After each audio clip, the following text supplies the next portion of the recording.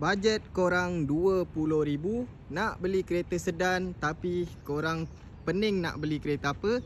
Korang tengok video ni sampai habis. Hari ni kita nak iklan kereta Mazda 6 yang ni 2.5 tahun kereta 2008. Korang tengok kereta ni memang cantik, nampak garang.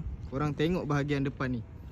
Yang ni abang tengok lampu smoke, bumper cantik, cat masih original, sport rim 18 inci, tayar 4 biji tayar baru. So korang tengok bahagian luaran memang cantik, tak ada kesan aksiden. Lagi satu, kereta ni ada sunroof sunroof dia tak bocor. So masih cantik, korang beli terus pakai saja, tak perlu nak repair apa-apa.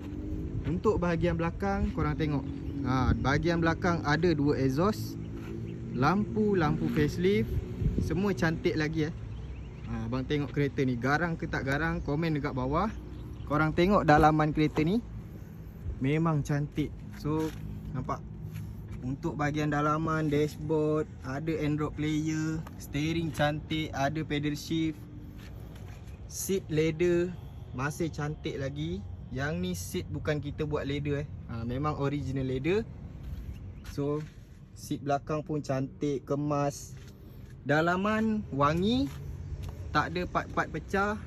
Korang boleh beli, boleh pakai untuk kereta ni. Harga yang kita jual dekat kedai RM25,000. So yang mana tengok video ni, kita bagi RM20,000 sahaja.